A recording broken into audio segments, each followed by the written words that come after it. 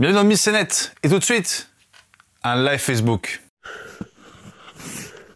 Bonjour, je suis un petit être froid.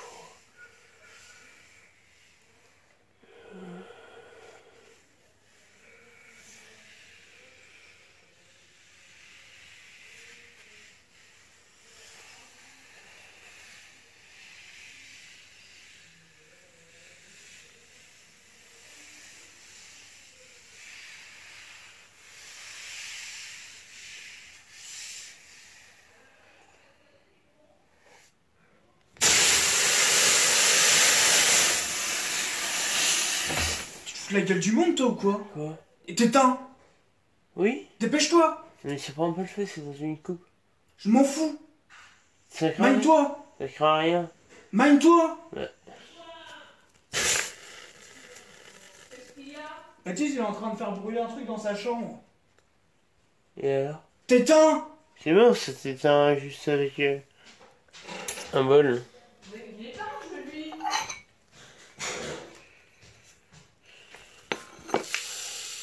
Mais ça va pas, Baptiste, qu'est-ce que tu fais? Mais t'es pas net? Mais non, je m'amuse, je fais un truc. Non, non, non, t'arrêtes ça, Baptiste! Mais c'est quoi que t'as mis par terre? C'est du sable. Mais c'est horrible, ça me prend à la gorge. Mais t'es pas net, non? Mais si, je suis très net.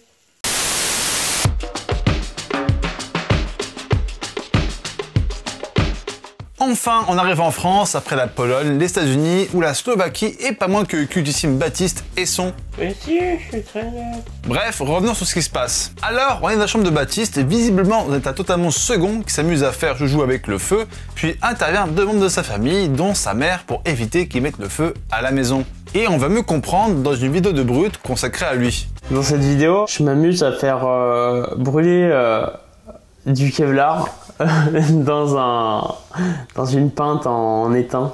Pourquoi? Ça, c'est une bonne question parce que j'en ai aucune idée. Sur le moment, j'en avais vraiment aucune idée. Je sais que pour la vidéo, je me suis dit tiens, ça peut être marrant si on montrait ça aux gens. Ça s'est passé le lundi et je commençais les cours à 7h, du coup je me levais à 4h et je devais prendre du coup le train à 5h. Sauf que ce matin-là, j'avais pas de train. Du coup, je suis rentré chez moi, j'ai dormi jusqu'à à peu près 18h. C'est à ce moment-là que je me suis dit que il fallait vraiment que je dorme parce que le lendemain, je me levais à 4h. Du coup, j'ai décidé de prendre deux somnifères. Et pendant ce temps-là, je me suis dit je vais prendre ma douche. Et c'est à ce moment-là que les somnifères ont commencé à faire effet. Et dans ces somnifères qui sont de niveau 3, il y a beaucoup d'effets secondaires. Et après, c'est devenu un peu flou dans les souvenirs. Je me souviens juste avoir mis du pétrole dans la tasse avec du Kevlar. Et j'ai fait du feu. Je me suis amusé à peu près 30 minutes juste avant de lancer le live. Le lendemain, j'ai aucun souvenir de la veille ni de ce qui s'est passé. Je vais jouer en cours normalement, personne n'en parle. Et le matin, j'arrive, mon meilleur ami me dit « T'as fait quoi hier soir et tout ?» Je fais « De quoi tu parles ?» Du coup, il monte la vidéo, je fais « Quoi ?» Et du coup, on se tape une énorme barre, on rigole et tout pendant toute la journée. Donc ça confirme d'abord qu'il était dans un état pas du tout normal, et qu'ensuite il s'est décidé de se filmer. Sur ce point, on en parlera plus tard. Après, comme dit monsieur, il fait brûler du Kevlar par du pétrole dans une pinte en étain en le faisant jaillir en y jetant du sable dessus. Et cette façon de créer du feu et de s'amuser, on le retrouve bien sûr auprès des artistes du feu, car à l'extrémité de leurs outils est du Kevlar trempé dans du pétrole pour que le feu prenne, dont certains ont fait des choses très stylées.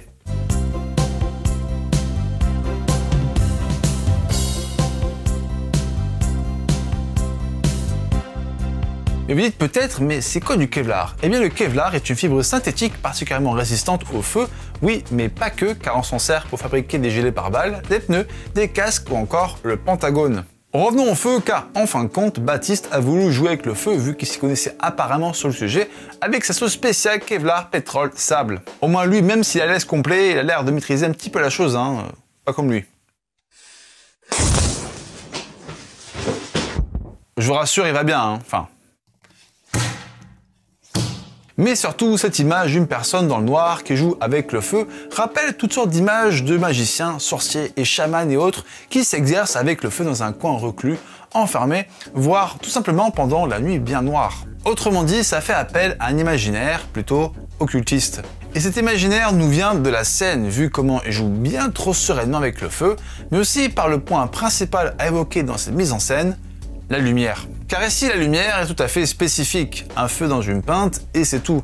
Donc, c'est l'unique source de lumière, et c'est par cela qu'on peut associer cette image à toutes sortes d'images avec une seule source de lumière, dont par exemple, une bougie. Pour mieux saisir les propriétés et les effets psychologiques de ce style de lumière, dans son livre Des lumières et des ombres, Henri Alcan nous définit l'éclairage type bougie ainsi. Un éclairage émis par une bougie ou une chandelle est considéré comme une source ponctuelle, au flux multiples, rayonnant dans toutes les directions. On peut imaginer une sphère de lumière en expansion et dont le pouvoir d'éclairement diminue selon l'éloignement de la source qui l'a créée. Il donne par ailleurs un exemple précis avec le tableau de Georges de la Tour, Madeleine à la veilleuse. Et en effet, on retrouve ce qu'a expliqué Henri Alcan dans la vidéo où Baptiste, étant le plus proche du feu, est le plus éclairé alors que le mur de sa chambre derrière lui reste très sombre. Mais ça, c'était une description et un constat purement technique. Mais finalement, quelle émotion ce type d'éclairage fait vivre? Et bien là, tout dépend de l'autre point qui donne du sens à cet éclairage, l'espace. En effet, une chandelle qui éclaire un dîner amoureux dans un coin d'un restaurant, une torche qui éclaire un rite occulte dans une grotte, ou une bougie qui éclaire une personne qui marche dans un couloir sombre ne procure pas du tout la même émotion. La preuve, c'est que j'ai essayé ceci d'éclairage avec juste comme une lumière, une allumette et... Alors, c'est vraiment pas ouf comme effet. C'est vraiment de la merde, hein. Et dans notre cas, c'est une chambre d'ado qui fait du feu dans sa chambre. Autrement dit, la seule chose qu'on se dit lorsqu'on voit la vidéo pour la première fois, c'est « mais qu'est-ce qu'il fout ?» On peut d'ailleurs associer cette image avec le même This is fine par le déni des protagonistes sur le danger du feu. Donc ici, le ressenti de ce style d'éclairage avec Baptiste est dissonant, car évidemment, ce genre de scène ne devrait pas arriver dans tous les cas de figure. Et pourtant, humains que nous sommes, face à cette vidéo avec cette lumière et cette espèce de calme, on est fasciné.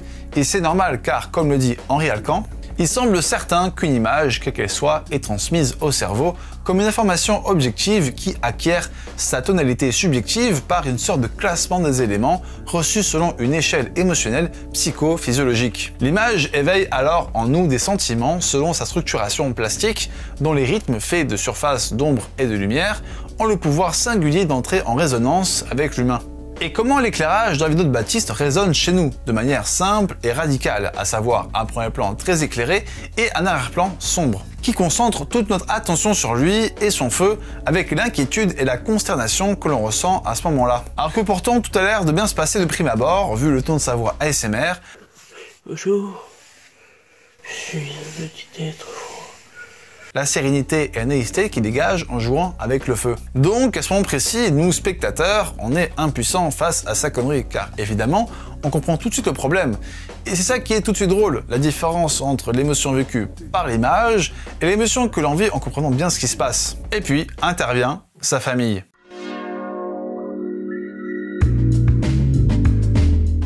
Tout le rite de Baptiste prend fin avec d'abord son frère qui débarque en disant sobrement La gueule du monde, toi, ou quoi? et qui, après, lui ordonne justement d'éteindre son feu. Baptiste tente de dire que ça ne craint rien, puis appelle sa mère en disant que Baptiste fait brûler un truc dans sa chambre, et Baptiste donne une réponse bien évidemment rassurante.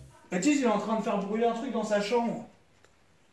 Et alors? Puis, juste avant que la mère arrive, il éteint finalement son feu, et on va s'arrêter sur cette image avec Baptiste au premier-plan à droite, sa famille en arrière-plan à gauche, et surtout un tout autre style d'éclairage. Car à droite, du côté de Baptiste, c'est la lumière du jour qui l'éclaire, venant de sa fenêtre, et pour la famille, à gauche, c'est une lumière d'intérieur classique, mais qui est derrière eux, donc ils sont éclairés en contre-jour, qui fait qu'on ne voit que la silhouette des membres de la famille de Baptiste. Et par cet effet de silhouette, là aussi ça fait appel à notre imaginaire, car ce type de scène, quand une personne est à l'entrée d'une pièce, et qui est visible que sous une forme de silhouette, ça rappelle certains films. Évidemment, ça rappelle les scènes similaires dans les trailers ou les films d'horreur, qui donnent un caractère inhumain et insondable à la personne, qui reste finalement une façon très classique de caractériser le mal. Bon, évidemment que la mère et le frère de Baptiste ne sont pas des agents du mal, mais à ce moment-là, pour Baptiste, ils sont ceux qui ruinent sa performance, car ils font figure d'autorité. Donc, d'une certaine manière, et plutôt originale, cet effet des silhouettes sur la mère et le frère de Baptiste peut être une traduction de comment Baptiste les voit à ce moment. Surtout qu'en plus, avec les téléphones posés au sol et Baptiste accroupi, l'effet du cadrage s'inverse sur lui, car au début, il est le seul à l'image avec le feu, plus grand que nous vu que nous, spectateurs, on est au sol comme l'est le téléphone, qui filme en légère contre-plongée.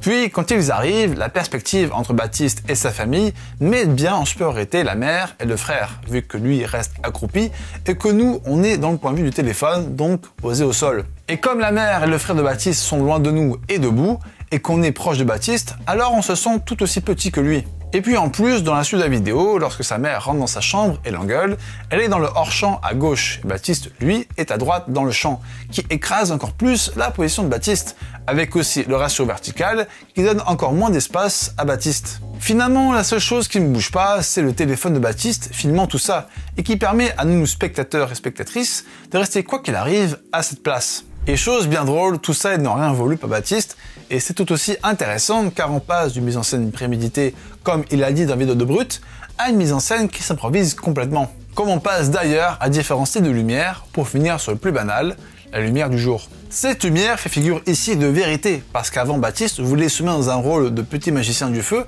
avec bien sûr sa mise en scène, qui tombe totalement à l'eau et montre finalement la vérité sur Baptiste, à savoir un ado défoncé au somnifère. Mais rappelez-vous, il a dit qu'elle a voulu se filmer, oui, mais surtout, le lendemain, il avait complètement oublié qu'il avait réalisé cette vidéo. Le lendemain, j'ai aucun souvenir de la veille, ni de ce qui s'est passé.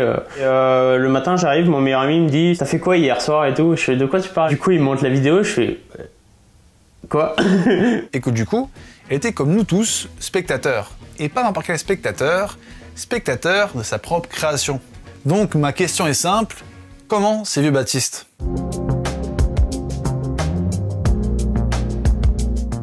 Il faut repréciser une chose ici qui va être capitale pour cette partie. Il a réalisé cette vidéo sous somnifère, donc dans un état entre le réveil et le sommeil. Ce qui laisse clairement penser qu'il a voulu réaliser littéralement son rêve, au point où il a décidé de le concrétiser en filmant ce rêve, en le rendant donc réel. Mais comme son rêve se déroulait dans la réalité du réel, alors on peut imaginer la grosse différence entre le rêve qui se faisait, celui de se rapprocher d'un artiste du feu, et du résultat qu'on a tous vu. Puis, il a oublié qu'il a réalisé son rêve, il l'a revu cette fois-ci en étant complètement réveillé, donc il a vu la vraie réalité de son rêve. Donc, pour parler avec des termes plus poussés, il a transformé son rêve subjectif, qu'il avait en tête, en rêve objectif, donc en image. Une fois pleinement dans la réalité, il a regardé ce rêve objectif en image, et l'a ressenti subjectivement parce qu'on a vu entre le cadrage et la lumière, donc il a ressenti une réalité subjective. Parce qu'au moment où il voit sa vidéo pour la première fois, il découvre comme tout le monde ce qu'il a créé. Il restera toujours spectateur au final, et ce même s'il comprend bien plus le pourquoi du comment de sa vidéo, vu que forcément il est l'acteur de cette vidéo à tous les niveaux. Donc confronté à la fois à sa propre création, mais aussi à sa propre image, finalement, paradoxe d'image de soi, il y voit surtout une autre personne. Et comme c'est lui-même qui regarde, alors il voit littéralement un alter ego. Et on voit du coup comment l'image et le lien entre rêve et réalité, entre objectivité et subjectivité, entre vérité et mensonge, et ça va un peu plus loin que ça, car si on résume finalement ce qu'on a vu sur l'image par ces vidéos, il y a une notion qui en ressort. Cette notion, c'est d'abord une fonction par laquelle les images captées par nos yeux sont transmises au cerveau avec, comme on l'a vu, la lumière, le cadrage et donc l'esthétique. Ensuite, cette notion, c'est une image mentale de quelque chose qui s'impose à l'esprit, que cette image mentale que l'on voit ou qu'on croit voir peut prendre une certaine importance chez nous. Donc, autrement dit, l'image est une vision. Voilà, merci à tous et en particulier au 404 de me soutenir. Le 404 est un collectif de vidéastes dont j'en fais partie. Le lien du Discord est en description. Et en attendant, je vous dis à la prochaine. Ciao! C'était M, c'était N, c'était Mécénette.